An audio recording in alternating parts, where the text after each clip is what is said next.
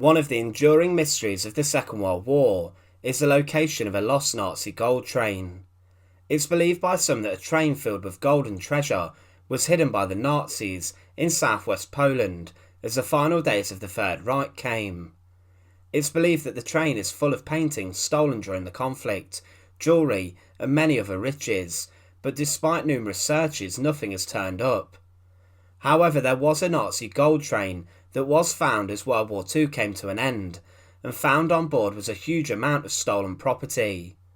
So join us today as we look at the found Nazi gold train, and remember to support our channel, please make sure to subscribe. In March 1944, the tide of the war was turning against the Germans. The Soviet Red Army were beginning to advance and push the Germans back, and with this Hitler invaded Hungary, with the Soviets not too far away. The Hungarian government collaborated with the Nazis and instilled many elements of persecution onto the Jewish population, forcing them to hand over all of their valuables. Hungarian Jews were eventually deported to concentration camps, and most of them were murdered at places such as Auschwitz-Birkenau. The effect of the war on the Hungarian Jews was devastating, with hundreds of thousands exterminated. Their property that included jewellery, wedding rings, gems, and anything of value was confiscated en masse. Names were taken and receipts were allegedly issued and kept, but through resorting and collection, it became impossible to identify the sheer amount of property that was taken. Budapest was a city that saw a great deal of conflict, especially towards the end of the Second World War. It suffered greatly from British and American bombing raids, and towards the end of 1944, the Soviets were bearing down on the city, having pushed the Germans back further. The SS placed Arfad Toldi in charge of smuggling as much stolen Jewish property out of Hungary as possible, and to keep it out of the hands of the Soviets. Toldi then took a number of steps to try and get as much stolen wealth out of the city, and he came up with a plan to load as much as possible onto a large 46-carriage freight train. This shows you the sheer amount of property that was stolen. There would be a staff of over 200 on board the train, who would head from Hungary through Austria and back to Nazi Germany. There were on board 7 cars used to carry a group of miners, who were kept on board to, if anything went wrong, offload the valuables, dig holes and bury them in a large hole to hide them, and later then the gold could be retrieved. Also were over a dozen carriages which were used by soldiers from Germany and Hungary, who were tasked with guarding the train. A derailment situation was possible at the time, as the British and Americans made steps to bomb train lines, so if the train encountered any trouble, these soldiers would be tasked with protecting it. There were 24 carriages used to house the loot and stolen items, which shows how much was taken. There must have been millions of pounds worth of valuables on board the train. It's said that on the train was gold bars, jewellery, gemstones, pearls, watches, paintings, which were also taken, and even diamonds. Other luxuries included expensive porcelain, furniture pieces, clothes, cameras, stamp collections and foreign currency. By the end of December 1944, the train was ready to leave, and on board were Toldi and his family, and it began its journey before Christmas. It stopped first in a town, and Toldi then seized more gold and jewels from this town that had been kept in a nearby castle. The train continued and then stopped at other towns, where more gold and valuables were collected and placed on board.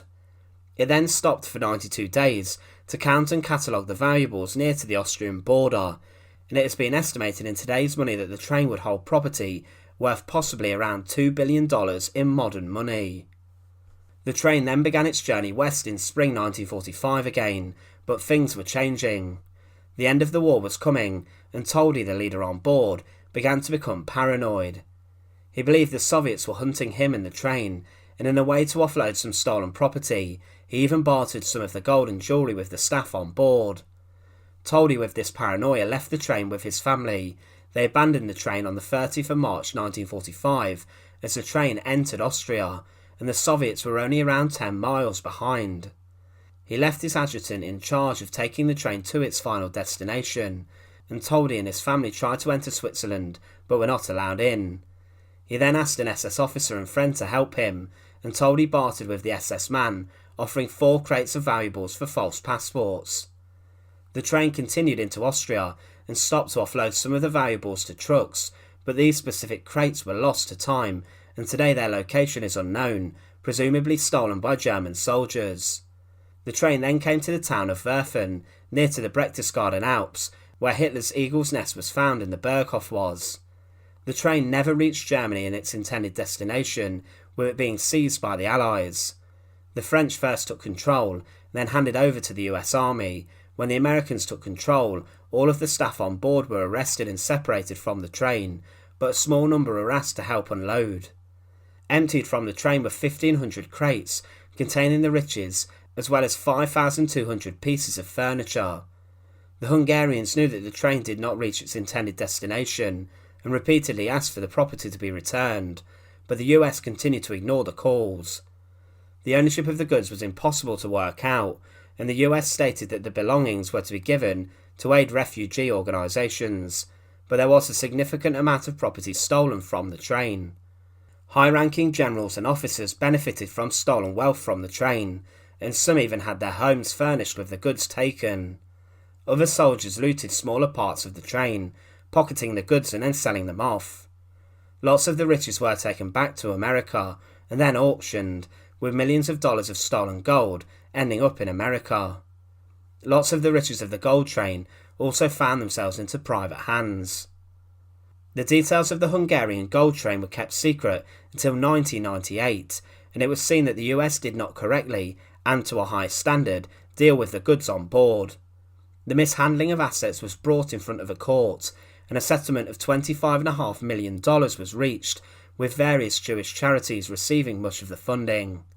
Today, though, there are still many lost elements of the riches of the Nazi gold train. Lost are 200 paintings which were seized from the train, and many of these have a great cultural importance for Hungary, and their location today remains a mystery. The story of the Nazi gold train is not over, and in the future it's bound to emerge that more riches from on board this train have been found. Once again, thanks for watching. To support our channel, please make sure to subscribe, and once again, thank you so much for watching.